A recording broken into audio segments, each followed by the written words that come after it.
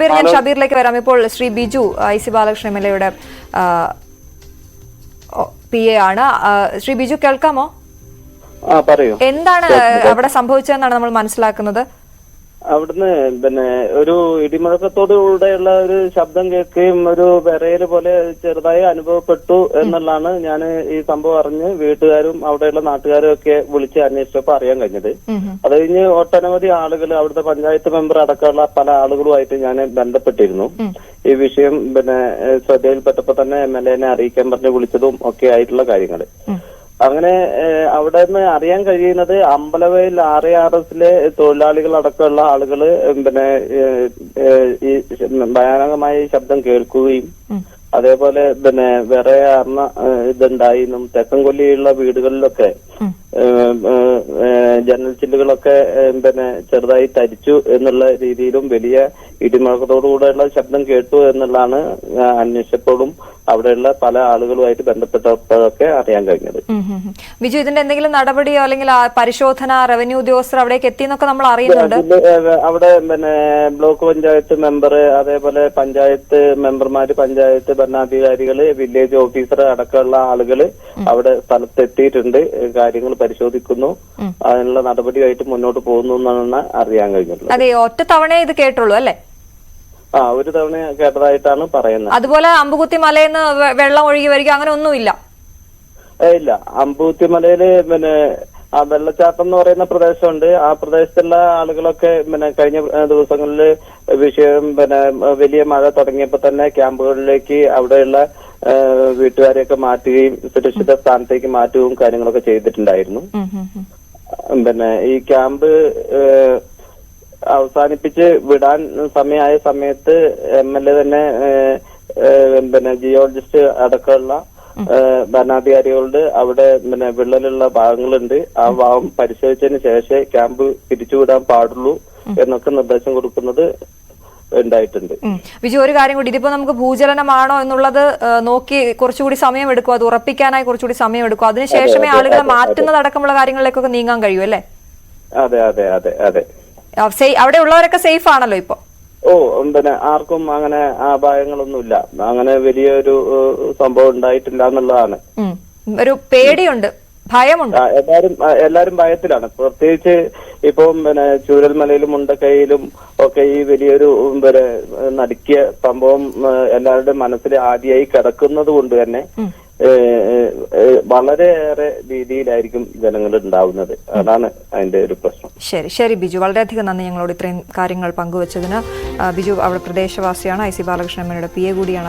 അദ്ദേഹം പറഞ്ഞതനുസരിച്ച് അവിടെയുള്ള ആളുകൾക്ക് ഇപ്പോൾ അവർ സുരക്ഷിതരാണ്, പക്ഷെ വലിയ ഭീതി അവർക്കുണ്ട്, ആശങ്കയുണ്ട് എന്നുള്ളതാണ്.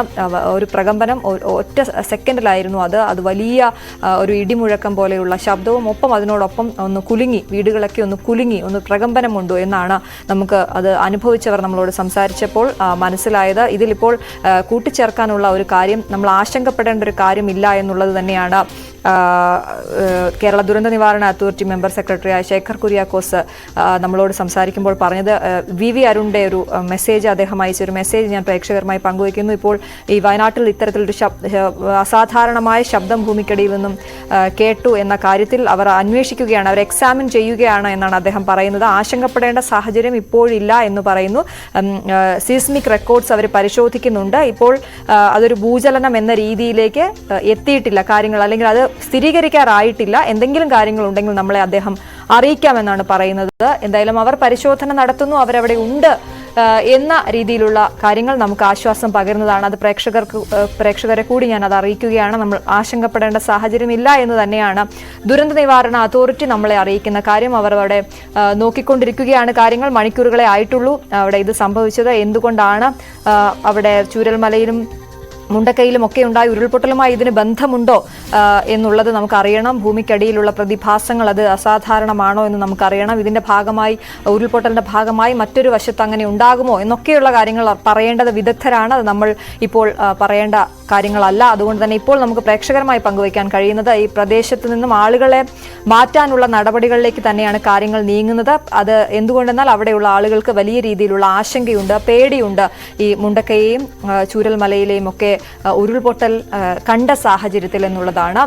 10 മണിയോട് കൂടി അല്ലെങ്കിൽ 11 മണിയോട് കൂടിയാണ് 10:10 ഇത്തരത്തിലൊരു വലിയ ശബ്ദമുണ്ടായത് എന്നാണ് പ്രദേശവാസികൾ നമ്മളോട് സംസാരിക്കുമ്പോൾ പറഞ്ഞത്. ഇപ്പോൾ അവിടെ എല്ലാവരും സുരക്ഷിതരാണ് എന്നുള്ളതാണ്. ഷബീറിലേക്ക് ഒരിക്കൽ കൂടി. ഷബീർ നേരത്തെ പറഞ്ഞു വരികയായിരുന്നു ഇത് ഏതൊക്കെ മേഖലകളെയാണ് ഇത് ബാധിച്ചത്, അല്ലെങ്കിൽ അവർക്ക് ഏതൊക്കെ മേഖലകൾക്കാണിത് അനുഭവിക്കാൻ കഴിഞ്ഞത് എന്നുള്ളത്. അത് തുടരാം.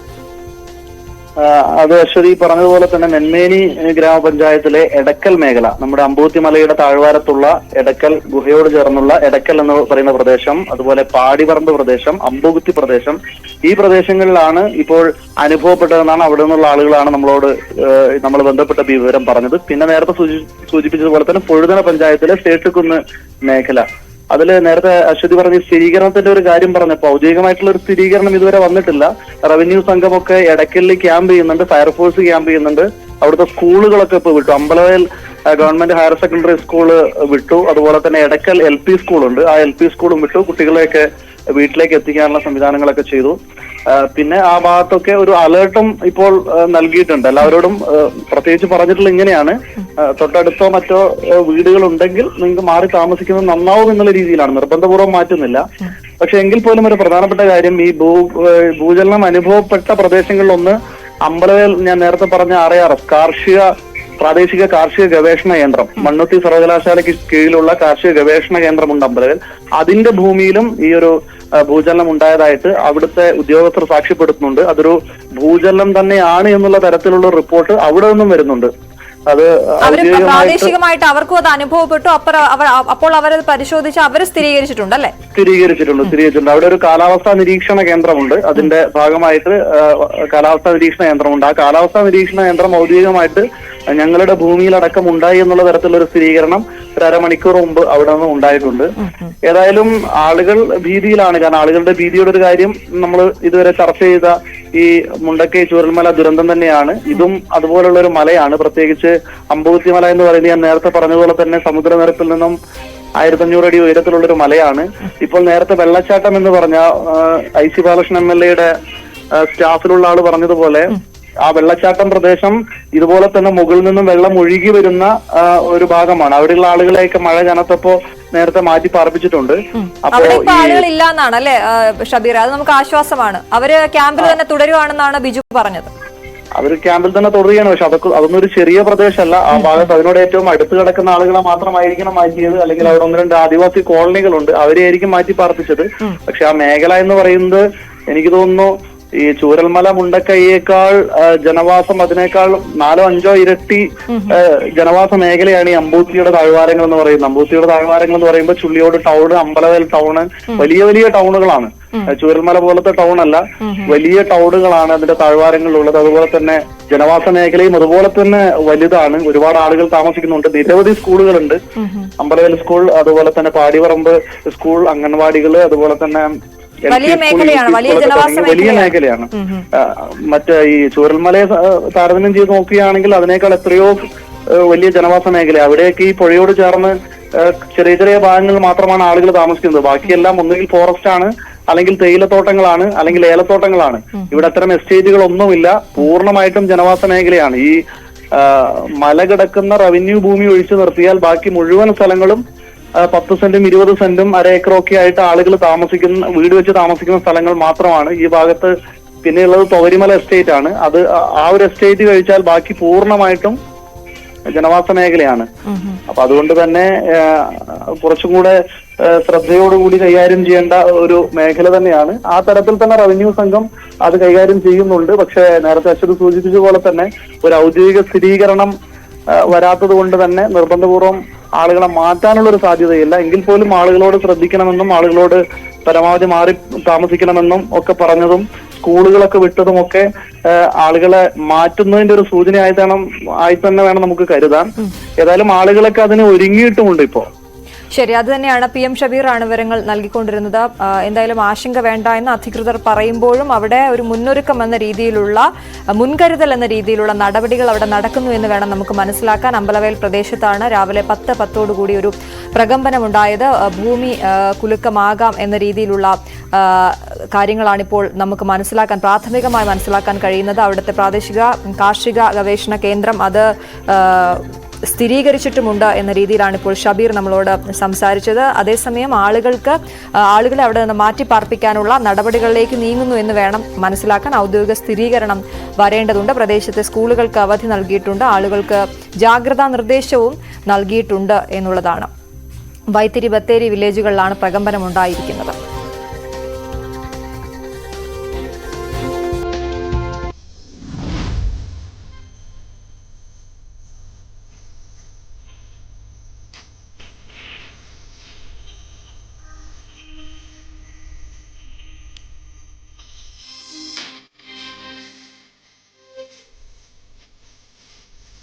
വയനാട് അമ്പലവയൽ മേഖലയിൽ പ്രകമ്പനമുണ്ടായിരിക്കുന്നു. ഭൂമിക്കടിയിൽ മുഴക്കവും പ്രകമ്പനവുമുണ്ട്. ഭൂമിക്കടിയിൽ നിന്നും അസാധാരണ ശബ്ദം കേട്ടതായി നാട്ടുകാർ റവന്യൂ വകുപ്പിനെ അറിയിക്കുകയായിരുന്നു. ഇതേ തുടർന്ന് ഇപ്പോൾ വിദഗ്ധർ അവിടേക്ക് എത്തി അവിടെ പരിശോധന നടത്തുന്നു എന്ന രീതിയിലാണ് നമുക്ക് കാര്യങ്ങൾ മനസ്സിലാകുന്നത്. ഒരു വലിയ മേഖലയിൽ ഉള്ള ആളുകൾക്ക് ഈ പ്രകമ്പനം അനുഭവപ്പെട്ടതായാണ് നമുക്ക് ലഭ്യമാകുന്ന വിവരങ്ങൾ. നെന്മേനി വില്ലേജിലെ പടിപ്പറമ്പ്, അമ്പുകുത്തി, അമ്പലവയൽ പ്രദേശങ്ങളിലൊപ്പം വേങ്ങപ്പള്ളി വില്ലേജിൽ കാരാറ്റപ്പടി, മൈലാടിപ്പടി, ചോലപ്പുറം, തെക്കുംതറ എന്നീ സ്ഥലങ്ങളിലും മുഴക്കവും വലിയ രീതിയിലുള്ള ശബ്ദവും പ്രകമ്പനവും അനുഭവപ്പെട്ടിട്ടുണ്ട് എന്നുള്ളതാണ്. എല്ലാ മേഖലയിലും ഒരേ സമയത്ത് എത്രയോ സെക്കൻഡുകൾ മാത്രം നീണ്ടു നിൽക്കുന്ന ഒരു പ്രകമ്പനമാണ് ഉണ്ടായിരിക്കുന്നത്.